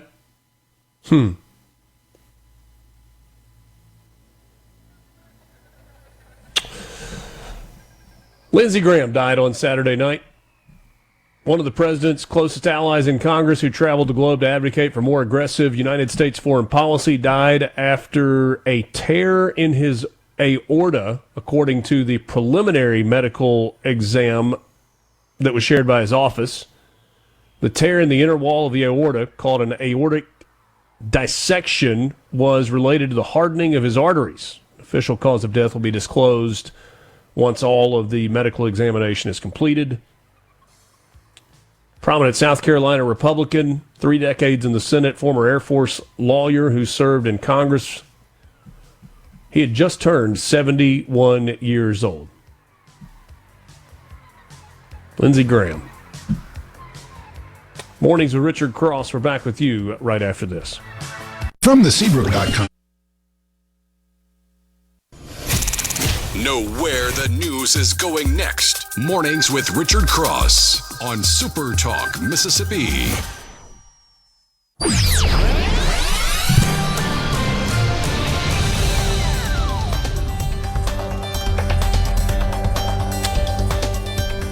C-Spire text line is open to you if you would like to be part of the conversation. We always love hearing from you on the C-Spire text line. 601-879-4395 is the number. Again, 601-879-4395 if you would like to join the conversation. The one plan from C-Spire is here. Fiber home internet and wireless, only $99 a month for new and current C-Spire customers. One plan, one price, one experience, zero compromises. You can save over $700 a year with 3 phone lines from C-Spire compared to AT&T. Plus, with 5-year price lock, you pay one rate with no surprises. Don't wait. Get the one plan today. Visit your local C-Spire store or shop online now at cspire.com/oneplan. JT Mitchell joins us in studio as he does each Monday morning at this time to get us up to date on what we missed over the weekend and look ahead to the coming week. Good morning, JT. Hey, good morning, Richard. How are you? I'm great. Appreciate you being in. Hope you had a wonderful weekend. I did. We cover the news, so all of your listeners don't have to pay attention to it until right now, 8:38 on a Monday morning. But it is 8:38 on a Monday morning, so time to lock in. Let's start with the conversation that for a week now has kind of gripped the entire state of Mississippi, and that is the Nolan Wells story. Is there anything new that we know this morning that perhaps we didn't know going into the weekend? Yeah, well, number one, Richard, it's hard to believe that it's only been a week since the body of Nolan Wells was found. Yeah. There has been so much information coming in, or information rather, I should say rumors coming in, that it's almost like drinking out of a fire hose, right? As journalists, we obviously don't believe every rumor there is, but we don't just dispose of them and immediately throw them out. We try to look into them. We, of course, talk to law enforcement. We, of course, get press releases and announcements and keep up with the press conferences from, in this case, Attorney Ben Crump, and everything that the family is putting out there. Number one, just want to reiterate, tragic situation, right? Mm-hmm. By all accounts, Nolan was an all-star in every aspect of life. He seemed like a good kid, seemed like a good athlete, seemed like a good member of the community, and just a life lost too young. But you ask for updates, and, the latest, if you throw away some of these social media rumors just for the time being, the latest is that his mother, Christine Wansley, is asking for more photos, more videos, or anything that may have depicted her son on July 4th. She put out an announcement last night asking for that. And she did say, please send it to Jackson County Sheriff's Department first, but also please send it to our legal team. Because as you know, and everybody who has followed this story knows, is they're doing somewhat of an independent review themselves. Of course, they have an independent autopsy. We were expecting those results on Friday, but according to Ben Crump, there was, some organic hiccups in the process. It happens, anything medical, right? We may get those results early this week. Or is it possible that the autopsy results didn't turn up what they wanted them to? I won't weigh in on that. I'm sorry. Yeah, I shouldn't have done that to you. No, it's fine. And here's the reason I ask that. Ben Crump did an interview last Tuesday, I think it was, where he went on Don Lemon's platform. That's and right. He praised Don Lemon for just over and over and over about how great he was about getting out the causes, and they had been down this road before in a number of cases in the George Floyd story, and it just went on and on and on about this. And he said definitively, we will have results from the autopsy on Friday.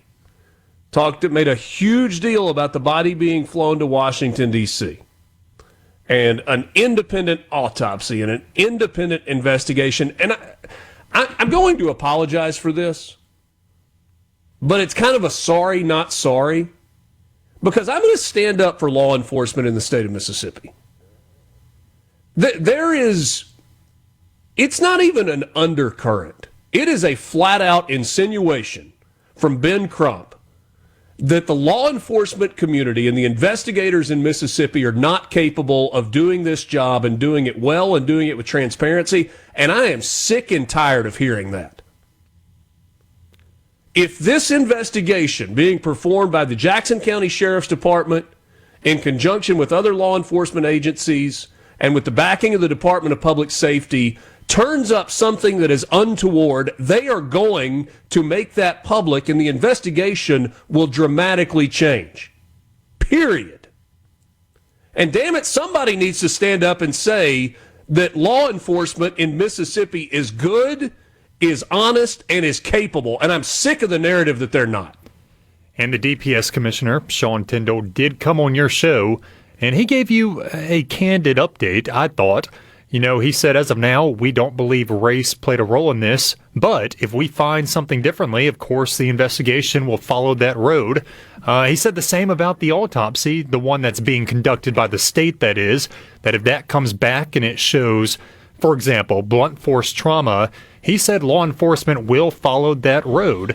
You know, and if you listen to, or if you are a crime junkie and listen to any kind of podcast or watch any kind of Dateline or whatever, it is highly recommended by those people to get an independent autopsy in general, if you have the resources to do so. That being said, you are correct about the rhetoric that we're hearing, both from legal teams and then on social media. It has been very race-filled. And, you know, I wish I could come on here and give you guys more of an update on what law enforcement is saying, but investigations take time. We have not gotten the state-conducted autopsy back yet because, as Commissioner Tyndall explained, you know, there's individual tests. Toxicology is an example, and you have to send it to other labs. So it's a bunch of tests within one test, right? We'll see. You know, Attorney Ben Crump, he did represent Trey Reed in that tragic incident at Delta State. DPS, or the Mississippi Bureau of Investigation, should I say, they found, and the medical examiner's office found, that his death was a suicide. As far as I know, those independent autopsy results that happened via Ben Crump never have been released. I don't think we heard anything from Ben Crump after that announcement was made. And I'm not sitting here saying that Nolan, I'm not law enforcement. I'm not going to say he just drowned and I know that for fact, right? What I do is report what law enforcement says, how the investigation unfolds. Yeah, there is no doubt about it that this young man's death is puzzling. Depends on how you look at it. Mysterious, right? Well, and it's tragic. It's tragic. And so, yes, questions should be asked. But I think what you're saying is people shouldn't just completely go after law enforcement and say they're not doing their job, which I've seen plenty of comments about that. We started this conversation saying that it's only been a week. And that's still a fact of the matter. Yeah. Didn't mean to put you in a bad spot. I know you are a news reporter, and that's what you do, and we try to kind of blend those two things here. Are the mayor and the former DA in Jackson ever going to practice law again? Great question. It depends on where they are. First, they'll probably have to go to prison. Today was supposed to be the start of the Jackson bribery trial, where you had former Mayor Chokwe and Lumumba, former District Attorney Jody Owens, and former Councilman Aaron Banks going in front of a jury. People have been talking about this for months. We've been talking about this for months. I wouldn't have been shocked if Court TV was in town, but it didn't happen. There were changes to their pleas. They are all guilty. They changed those pleas. Now each will be sentenced in October. Each are facing around up to 5 years in prison, plus some pretty hefty fines, of course, restitution. Now, you ask the question, will they practice law? Well, the Mississippi Bar has gone to the state Supreme Court asking for both the former mayor and the former DA to be permanently disbarred. No more practicing law in the state of Mississippi. Now, of course, that decision has not come down. But hypothetically, say they go serve their jail time, say they get out and they are disbarred in Mississippi, they technically can move elsewhere, and if they pass a character and fitness test proving that they have gone through rehabilitation, they could technically practice law in a different state. Be interesting to see how that plays out.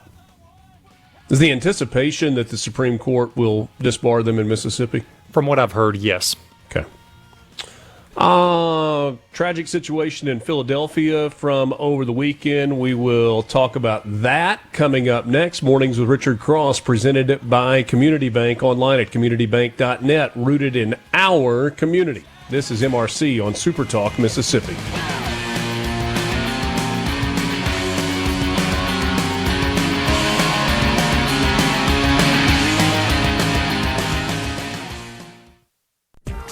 No filibuster.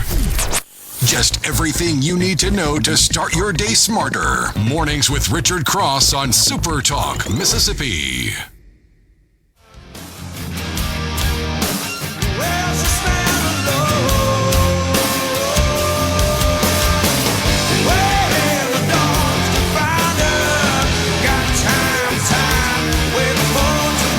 Thanks for joining us. JT Mitchell in studio, the news director with the SuperTalk Mississippi news team. And I think there was one more thing in the Nolan Wells case. I believe a friend of his was on Good Morning America today. Is that right? That's right. And we talk about how this is like drinking out of a fire hose. All of the information, whether right or wrong, coming in. Well, this morning, Trayston Shepard, a friend of Nolan Wells, he appeared on Good Morning America.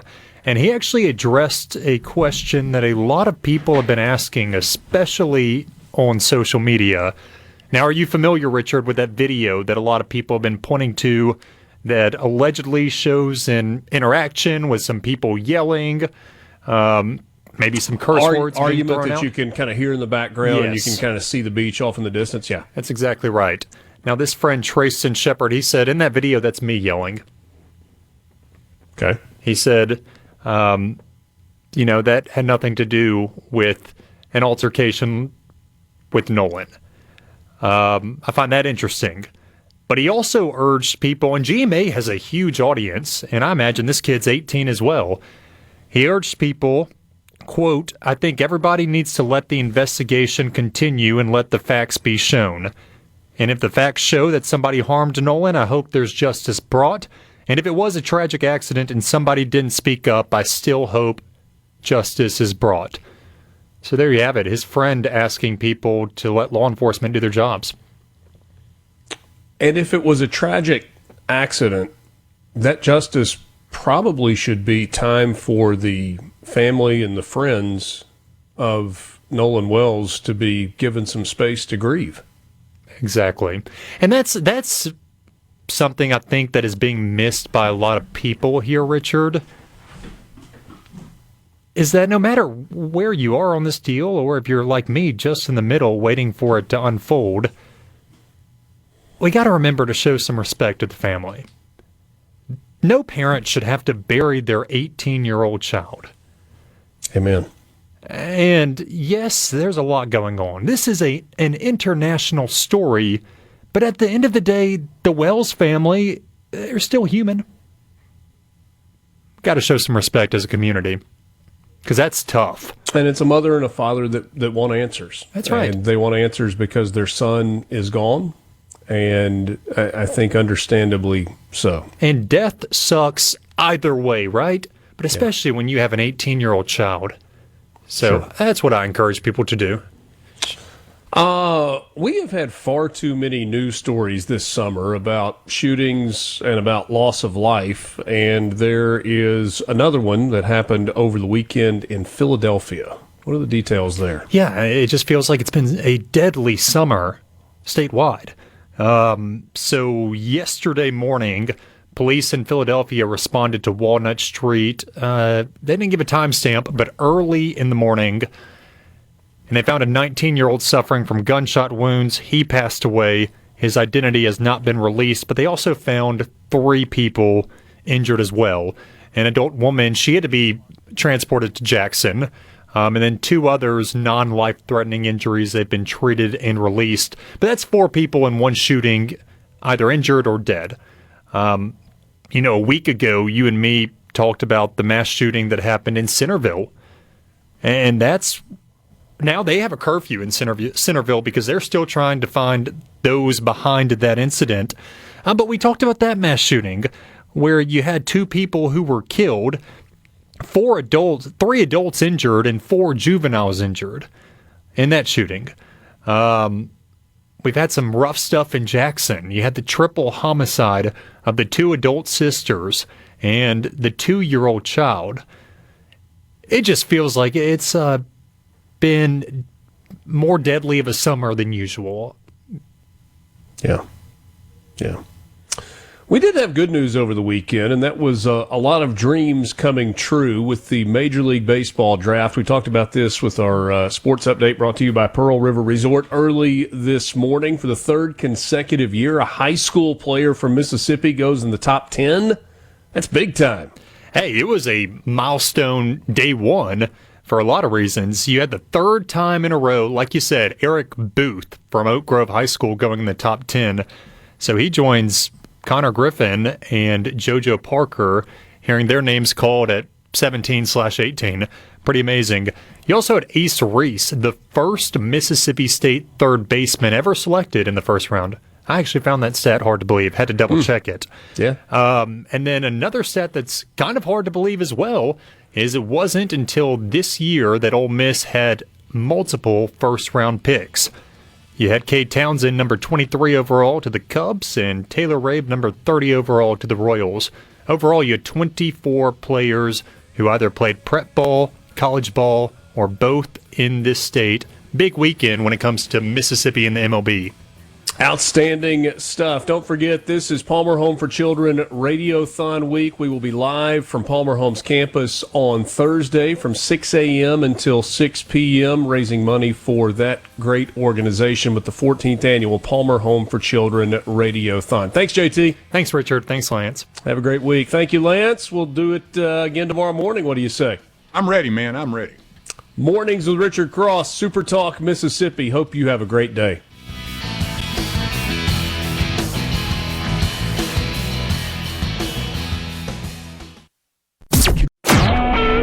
SuperTalk Mississippi Media Production.